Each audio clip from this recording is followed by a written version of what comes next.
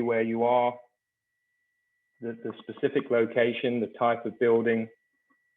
We can do a much more of a deeper dive. You will have the chance later to request a consultation where we can go into more detail on the rental rates in your region.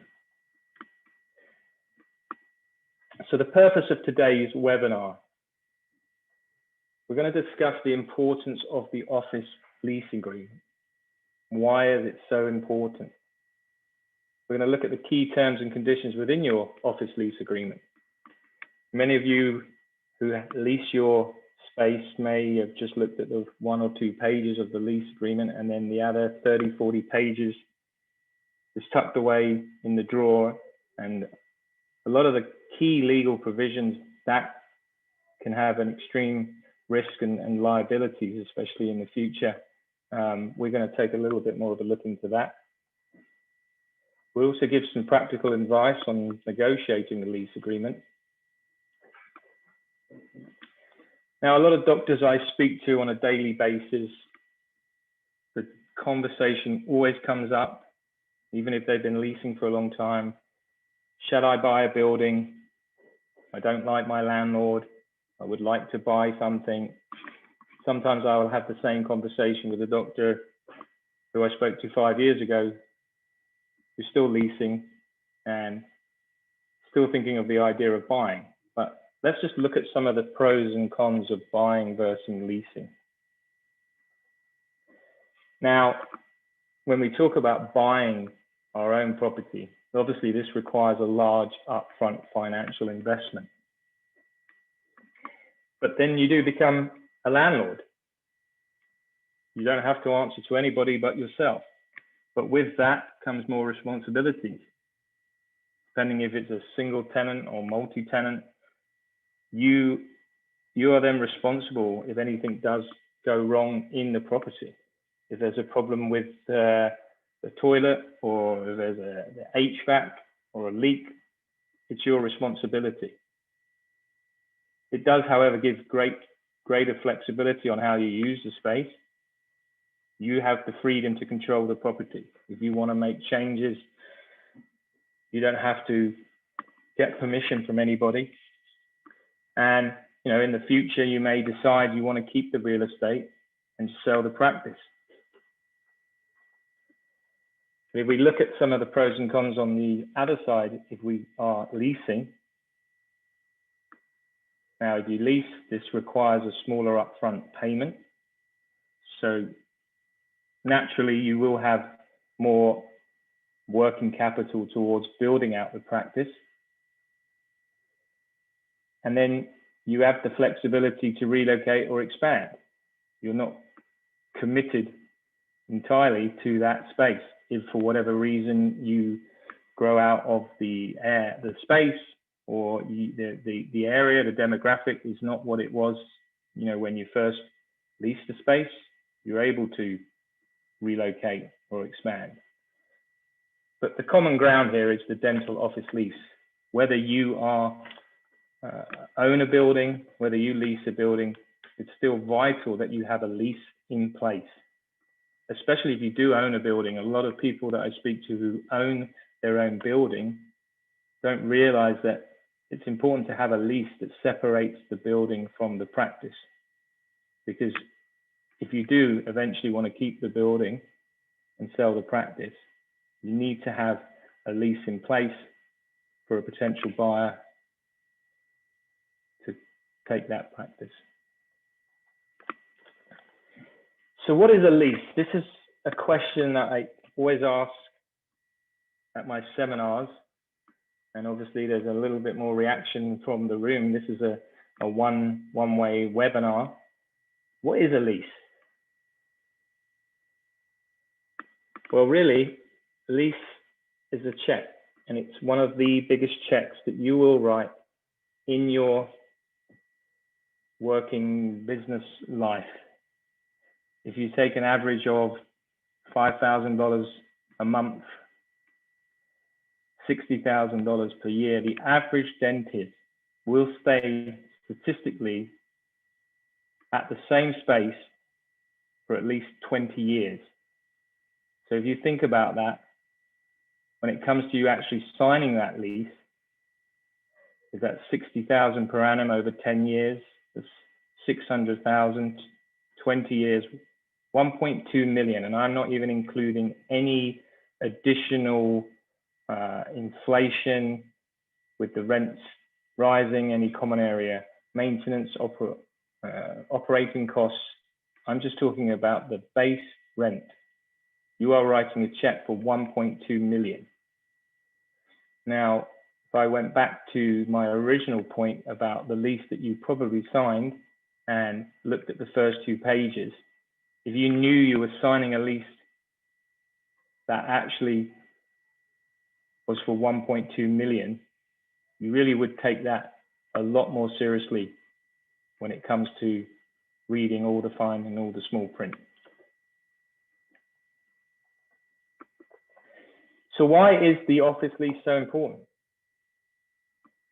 Especially during COVID, but not just during COVID, in any time. Why is the office lease so important? Well, the office location is the foundation of your practice. If you drove up to your office tomorrow, you got your regular Starbucks or Tim Hortons coffee like you always do, and you parked in front of your practice, and there was a notice on the door that you were being evicted, the property was being demolished, or for whatever reason, what would you do? You're not an office, you're not lawyers or accountants. You can't just pack up over a weekend and move. And without the location, you don't have a practice. And as we talked about, the investment, the cost to build out a dental practice, those of you who've actually acquired a practice or built one out from scratch, you know, in British Columbia, you're looking at anywhere from $200 per square foot plus to build out a practice. So even on an average square foot of around $2,000, you're looking at $400,000 to build out a practice. And that doesn't even include any of the equipment. So it's a very expensive investment that you make towards your practice. And that's why it's important to control the asset, and the lease gives you that control. And also, it can be very difficult, expensive, and time-consuming to move. After you've spent all that money and, you know, put all the operatories, put all the nice new chairs and equipment, think about if you had to move. I mean, it's doable, it's done, people have done it, but it's expensive, it's time-consuming, and it's stressful, especially if it's not on your terms. And also when it comes to the practice sale, the landlord, as I said, has full control when it comes to assigning the lease to somebody else. And if they want to make it difficult, you know, they want to withhold some of the conditions that they put upon to who you actually can sell the practice to, you are reliant on the legal verbiage being structured correctly so that you are enabled to sell the practice seamlessly. But it also gives you leverage,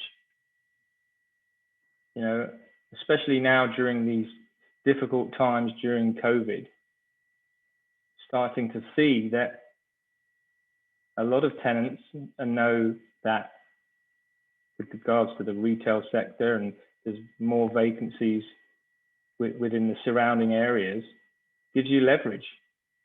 You can see what your position in, and you have a stronger negotiation to, you know, to gain more favorable terms, because the dentist, the medical tenant is becoming more of an anchor tenant.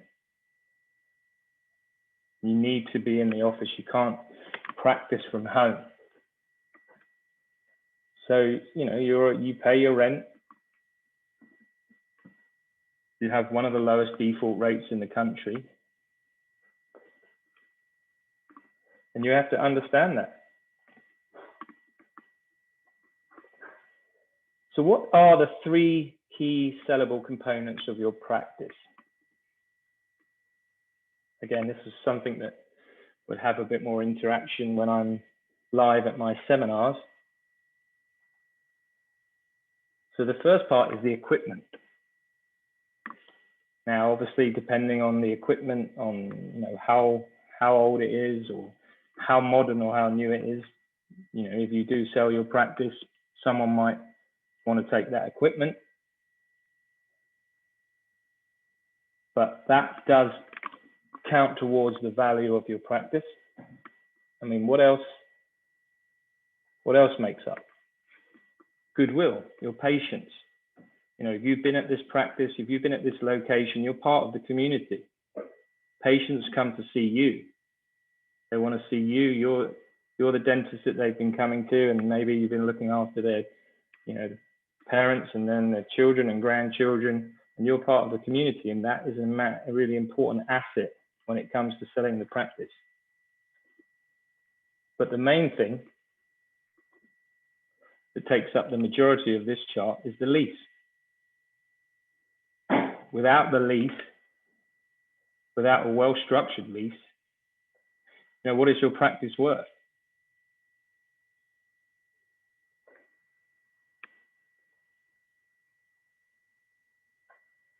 So what should your office lease do for you? We've talked a lot about the lease, so what should it do for you? So it should provide fair and affordable financial terms. So what do I mean by that? So rent escalations, how much you're paying, how much is that increasing each year?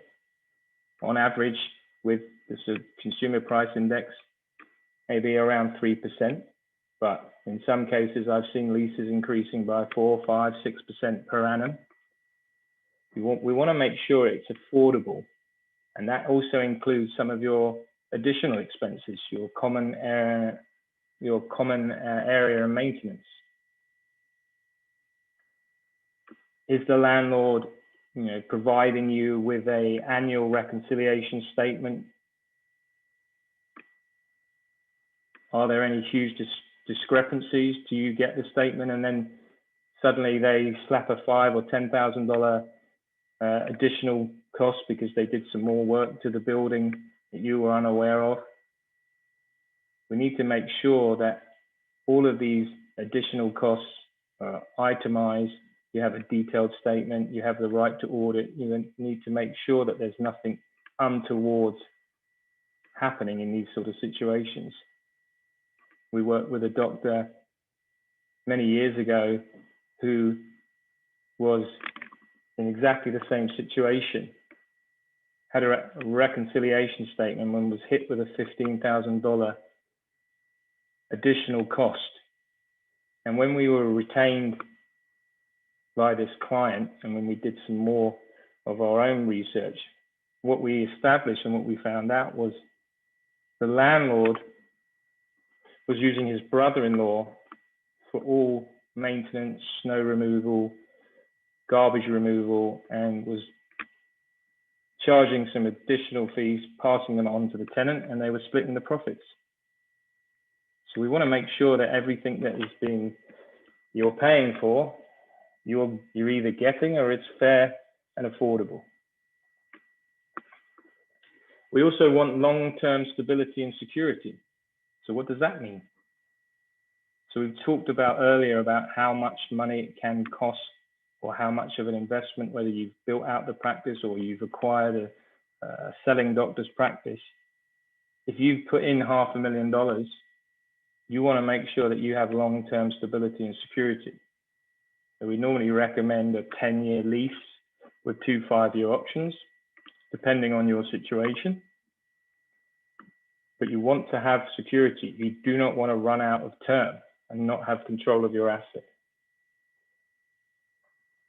So we also want to minimize risk and exposure. So what do we mean by that? Now, many of you may have signed the lease personally and provided a personal guarantee. Now, at the start of your career, that's normal. The landlord doesn't know you, doesn't know your credit history. But what you don't want to do is have a personal guarantee for the duration of the lease. If you've been there for 10, 15 years and you've paid your rent every month and you've been a good tenant, then at some stage, there's no need for you to have a personal guarantee. The landlord will be happy to keep the personal guarantee for as long as he can. And if you're unaware of this and haven't had your lease maybe professionally reviewed, then I've seen many doctors who coming up to retirement and have had the lease at the same space for a long time and they're still providing a guarantee. So we want to limit any sort of risk or exposure. And we also want to maximize your flexibility. So by this, I mean, we want to include the first right of refusal. Let's just say that the building does come up for sale, or the adjacent space next door is vacant and you would like, you need some additional space. You would like to have first refusal to take that space next door or to actually buy the building. All of these things we can outline in the lease to maximize your flexibility. And then the final one is to enhance your ability to eventually sell your practice. As I said before, it really comes down to the landlord, and he literally can control whether you can sell or not sell your practice. So we need to make sure it's structured specifically, and we will talk about some of the assignment and subletting language as we go on a little bit further on this webinar, and you will see in more detail some of the sort of tricks that the landlords will put into some of the clauses that can enable you, to make it difficult for you to sell the practice.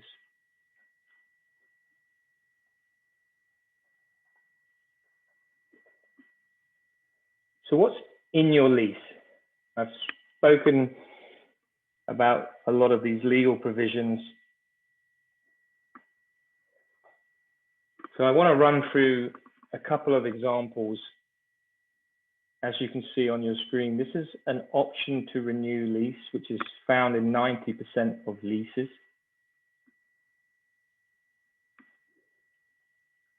I'll give you a minute just to look over this paragraph. And I'll read it to you just to make it clearer. But provided that Dr. Joe Black shall remain as the tenant, and if the tenant duly has regularly paid its rent and performed its covenants and obligations under the lease and has not been in default, it shall have the option to renew the lease for a further 5 years, exercisable by written notice to the landlord no less than 9 months prior to the term. And any such renewal shall be on the landlord's then current standard form lease at a minimum rent to be determined between landlord and tenant, but in no event shall it be less than the rent paid in the last year of the original term. If the landlord and tenant are unable to agree on the market rent within 60 days of the exercise by the tenant of his option to renew, the rent shall then be determined by arbitration based on market rent for renewing tenants in the building. So if we look at that a little bit more detail. Now, the first thing you can see, it says, provided that Dr. Joe Black shall remain as tenant. Now, what does that mean? Well, I'll give you an example. I'll give you a story where I was working with a dentist most recently, actually in Victoria, who was looking to sell their practice within 2 to 3 years. And they told me that they had 12 years term remaining on the lease and it wasn't a problem. They knew that they needed additional term for any buyer that was going to finance the acquisition. And when I actually reviewed the doctor's lease, what it turned out was that he only actually had 2 years left remaining, plus 2 5-year options. But those options were personal to that tenant. So what that means is the landlord gave those options to you. He didn't give them to somebody else that you were going to assign the practice, assign the lease to. Now, this is just one of the tricks that landlords will use to say, well, if the new buyer wants to take over the lease, then I can increase rents. There's a number of things that they can do. So we want to make sure that the options are transferable, not personal. Now, just to give you an idea, I've highlighted some of the other red flags, and this is just one provision within a lease. So it's in the option to renew lease. So provided that you have not been in default. I was working with a doctor who had been at her practice for at least 20 years. She's been the greatest tenant, always paid her rent, never had a problem. And one year when it came up to her options, came up to her notice period, I think she had 9 months to give notice. She gave notice way before that time that she wanted to exercise the additional 5-year option that she had. And the landlord came back and said, sorry, the option is no longer valid because you've been in default of the lease, which she found extremely strange because she'd always paid her rent, never ever had a problem. Again, once we were retained by this client and asked to negotiate and try and find out what was going on, and she was in a state of panic, the landlord's attorney sent us an email with a picture. And on that picture was the doctor's front door. And on the front door, it had business hours, which said Monday 9 to 5, Tuesday 9 to 5, Wednesday 9 to 5, Thursday she was open from 8 till 7, and Friday she was closed. Now, in the lease, under operating continuous business hours at this retail plaza, the lease defined that she had to be open for 5 days a week to not be in default of the lease. Now, I'm sure some of you are wondering, well, why would they go out their way to, get rid of a tenant that was always paid their rent, never had a problem? Well, I can give you the answer with one word, and that was Starbucks. Now, this doctor was in a beautiful retail strip plaza. She had a corner unit, and when the landlord found out Starbucks were interested, they had all their savvy lawyers look through this lease to find anything that they could find her in default and have her kicked out of the space.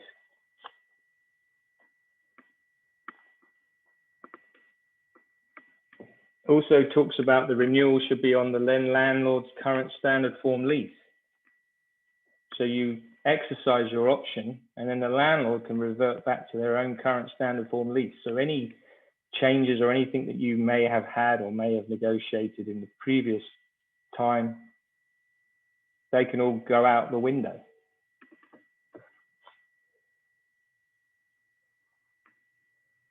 And it also says, in no event shall it be less than the rent paid in the last year of the original term. So let's just say we come, in the market like in 2008, when we went into a recession. And if you were coming up to renegotiate your lease and rental rates were dropping dramatically, what this is saying is that whatever happens, even if it was in arbitration, the rent cannot be lower than what you paid in the previous year. Again, a red flag. And then the last point, even if it's determined by arbitration, it's based on the market rent for renewing tenants in the building. So how's that fair that a Walmart or a Starbucks or somebody else within the building, they could be paying much higher rents? How's that fair to base the market rent for renewing tenants in the building? So this is just an example of one provision, the option to renew provision. And you can see within this section, there are at least five red flags. If anyone does have any questions at this specific junction, as I said, feel free to use the question and answer section. We would like this to be as interactive as possible. So if you do have any questions, you will see at the top or the bottom of your page, there's a question and answer section.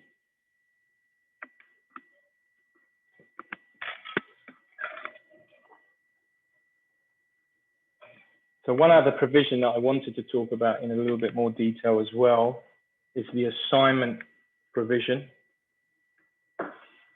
Now, the assignment provision really does, enables you to transfer or assign your interest under the lease to another person or party. Normally, this is in conjunction, with the sale or an acquisition of the practice, but it also talks about some of your requirements if you were to be subletting the space. So I'm not going to read the whole paragraph to you, but we are going to go through in a little bit more detail. Again, found in 75% of dental leases. And this is the key provision when it comes to selling your practice. So let's go through this step by step. Now, if the tenant should wish to assign or sublet the lease premises, it first shall have to get permission from the landlord. Now, this is quite common. The landlord is not going to just let you sell to any Tom, Dick, or Harry. So you have to get permission. Again, any request shall be in writing. Now here it says, once you've receipt of the landlord for your request for consent, the landlord shall have the option to 1, approve the request, 2, simply just decline the request, and 3, terminate the lease agreement upon the effective date of such proposed lease assignment or sublet. So just by asking the landlord for permission, not only can he decline the request, he can also terminate the lease agreement just for you asking. If we move down a little bit further, you see landlord shall have the right to revise the minimum rent to be paid during the remainder of the term to the greater than current market rent for the lease premises, or 15% greater than the current rent. So let's just say the landlord does agree, does give consent. Here it says he can actually revise the minimum rent to be paid and increase rents by 15%. Now, what do you think is going to happen to your buyer when you've agreed to sell your practice for a set amount, and then he finds out that the rent that you're paying, he's going to be paying 15% higher? Well, I can tell you for sure that your asking price is going to be dropped by 15% overnight, just on this language.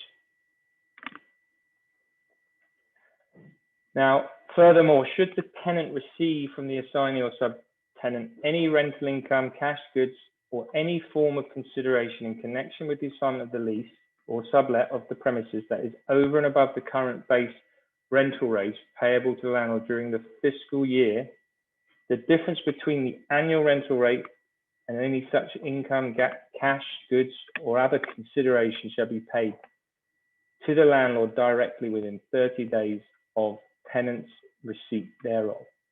So this is what we talked about earlier. This is what we call proceeds of pay $5,000 per month, $60,000 per year. If you were to sell your practice for $500,000, the landlord would be entitled to $440,000 of consideration for you selling your practice, which quite frankly is ridiculous. Now, his argument was, well, my location has been the foundation. You've built your business on the basis of my location. To me, there is no argument. The landlord should not receive any amount of consideration for you selling your dental practice. And then finally, notwithstanding the landlord's consent to any assignment or subletting, so you've got through 3 or 4 other hurdles, the tenant shall not be released from its obligations under the lease and shall remain liable for any failure of the tenant or its assignees or subtenants to observe each and every covenant of the lease. So you've agreed to sell, you've agreed your landlord's agreed to assign the lease to the new buyer, but now he's actually still managing to put you on the hook that if this new buyer, for whatever reason, was default, whether it was in 1 year, 2 years, 5 years, he can still come after you. This is continuing liability. Again, we've just shown an example of another provision within the lease agreement. And within this one provision, found in 75% of dental leases, there's at least 6 red flags that are extremely expensive and could cost thousands of dollars to be lost from your business.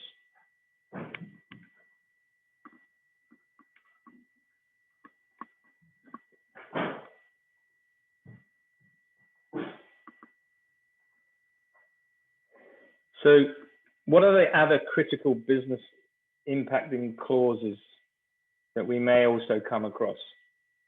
So we mentioned the assignment.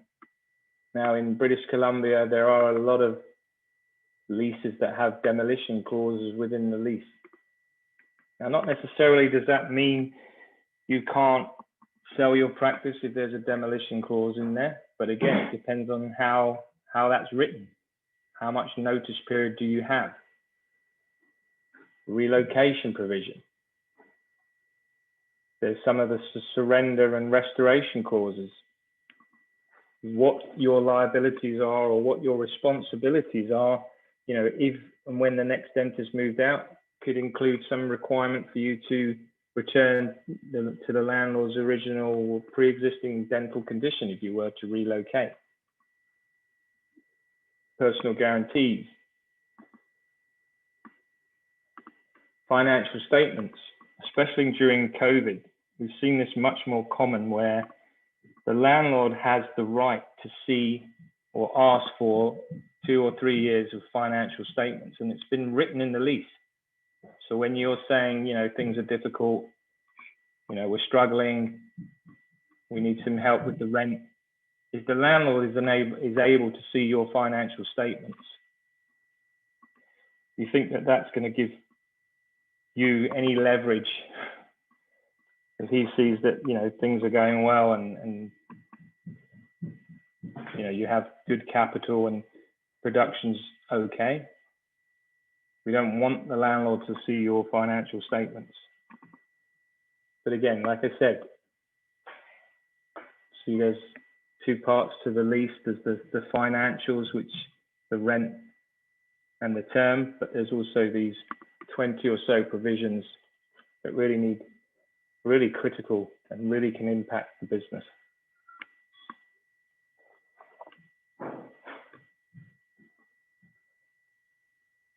So this slide here, this is a very interesting slide. We actually got this from the landlord side, with someone that used to work on the landlord side. And this is called a tenant lease cycle. Now, why do we always recommend starting the process at least 2 years before the lease comes up to expiry in this lovely blue area here? We do this because if there are, first of all, any problems or there's anything untoward,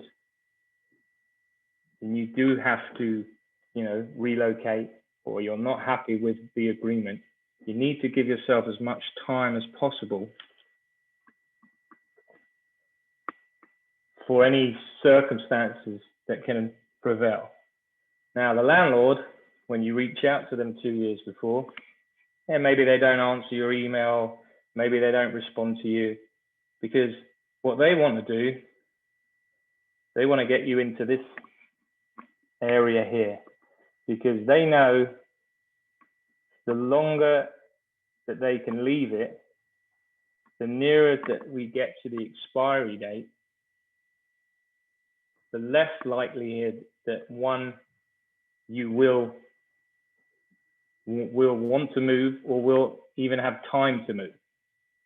And they know that if they can get you into this red area here, and if you really don't know the critical dates, again, this is something that we can certainly look at within your lease, just to make sure that any critical dates, expiry dates, options, if you miss an option deadline, they automatically become null and void.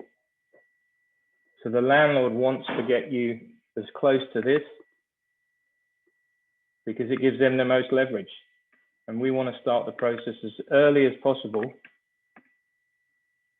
so that we can negotiate more favorable terms and have time and have options to make those informed decisions.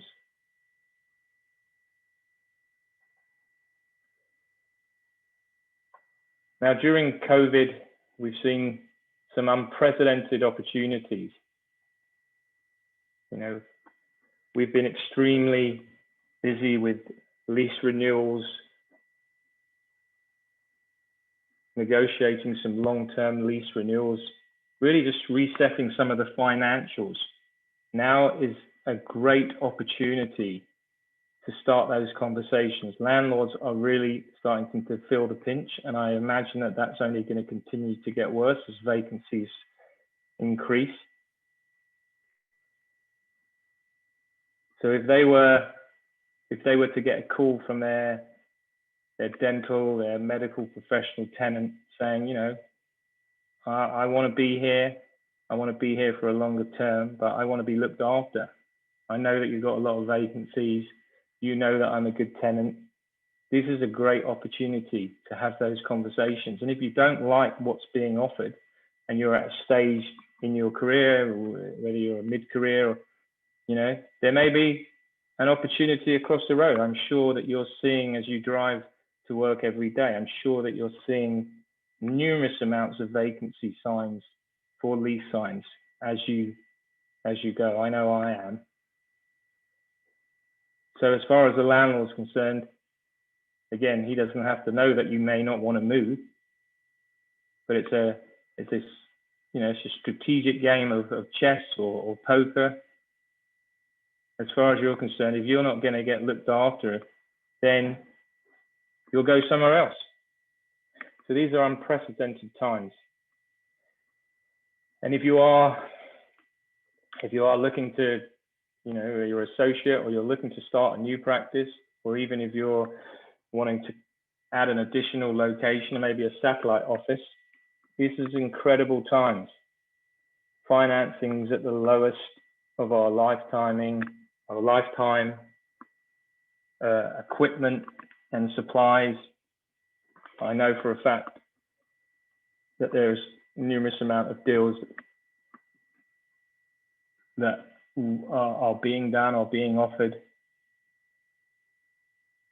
You know, we work with Henry Schein, the dental supply equipment, and there's a lot of opportunity in terms of financing and new starts. As I said earlier, landlords, they're looking for opportunities to fill these spaces. So if they have to give some, you know, good incentives, we've been successful in negotiating some really good new start deals. And in these unprecedented times, you know, some people will sit and wait and not do anything, and other people, maybe a bit more risk averse, more entrepreneurial, will take advantage of these times because there are opportunities. And with any sort of uncertainty in anything, that sphere, and it creates opportunity. So don't look back, you know, even though you still have to make sensible business decisions. Don't look back in a year or two and say, oh, you know, that space that was available, I wish I would have maybe had a look at it, look into it. I've always wanted to, you know, set up another satellite practice, or I want to start my own practice. Now is a great opportunity. As I said, landlords desperate to fill vacancies. So why Cirrus? Why have we been so successful for 25 years? Now, we have strategies that we've been using for a long time that help us get us the success that we've got. If you look on, we've had over 100 5-star Google reviews. Any client that's hired us has always said it's the best money they've ever spent on their practice. I'm just going to give you a little high-level explanation on how and why we've been successful. So first of all, we gather all the documentation. Any existing lease documents, lease amending agreements, any agreements, we gather the documents. Make sure if you have it digitally copy or a hard copy or a soft copy, make sure you know where it is. So we gather all the information, the documentation. We then identify some of your practice, you know, goals and careers to make sure that we're aligned in terms of where you are in your practice, where you want to be. We review the lease, the office lease, for risks, any liabilities and areas of concern. We prepare market research. As I said before, we access and we buy and we pay for a lot of data from real estate so that we know exactly what's happening in each individual market across North America. And then we come up with a strategy and a plan moving forward. Now, the one thing that we haven't done in these 5 sections yet, we haven't reached out to the landlord.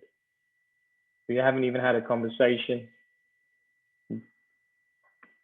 Generally, what a lot of doctors do, a lot of mistakes that are made, is that the first call that you make is to your landlord. And no disrespect, because I would not be able to do your job. But as soon as you reach out to the landlord, start complaining about, you know, the lease, or I want the rents down, there is a strategy, there is a way to have the conversation, to go in with the informed with the information, to educate the doctor, to educate the landlord about why you are such a good tenant and why it's good for them to make sure, you know, to look after their long-term tenant. And they, you know, they're interested in their rent roll. They have to answer to their shareholders. If they can make sure that, you know, that they have a good tenant who they know very well pays their rent and can keep them there for a long time, then why would they not entertain that?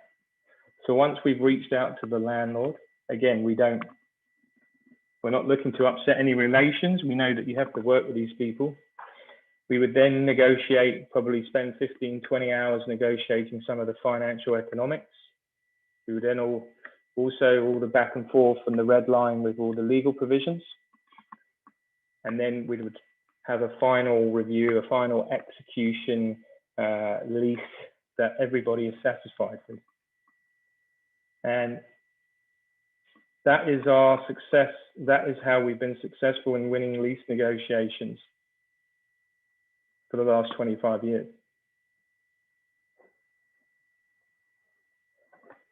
Now, as we're getting towards the closing part of today's webinar,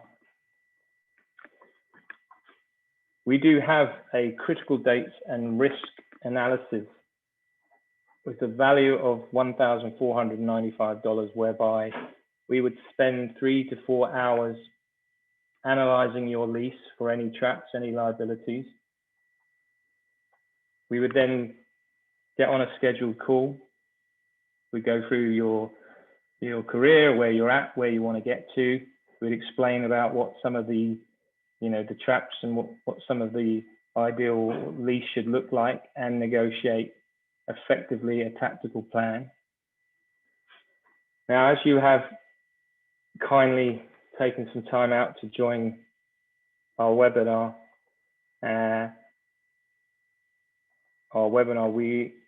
and due to our kind sponsors at Henry Schein, we are offering everybody this as a complimentary lease review. So it's really important. This is on a first come, first served basis. So what I need you to do is send a copy of your existing lease agreement.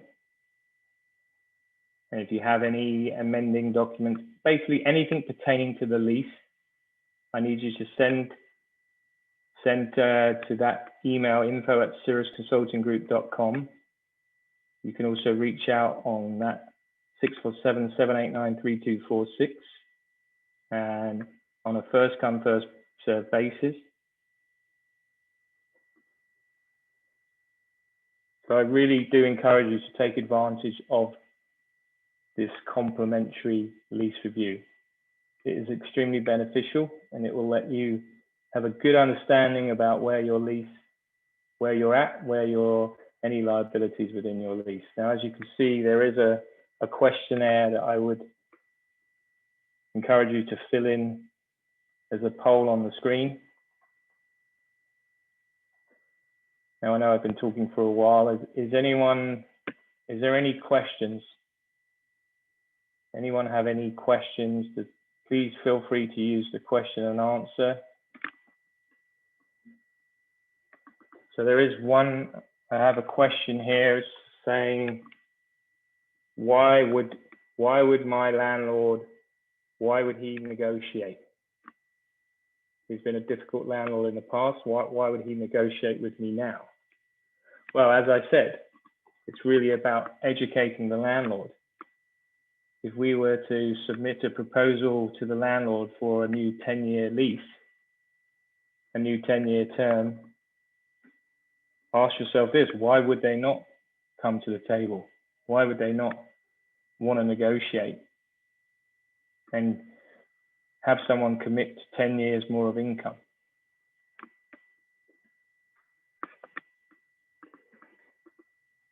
See if there's any other questions.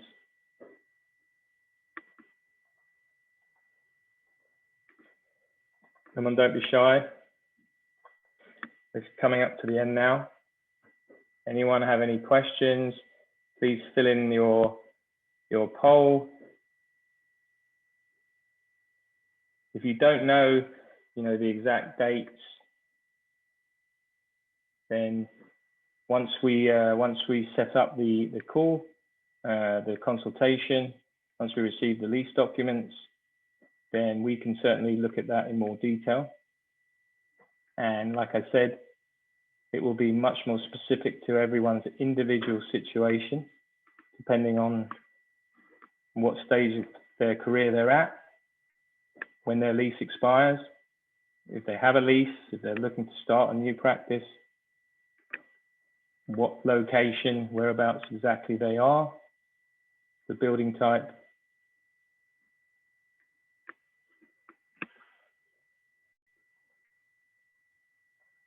Okay, so that doesn't seem to be any more questions. So I want to thank you all again for joining tonight's webinar. Appreciate you taking some time out of your evening. I hope that it was beneficial. And again, I stress, do send in your copies of your lease agreement. Do take advantage of this complimentary lease review. It's extremely beneficial, and I will say thank you very much. I hope everybody has a good evening. Well.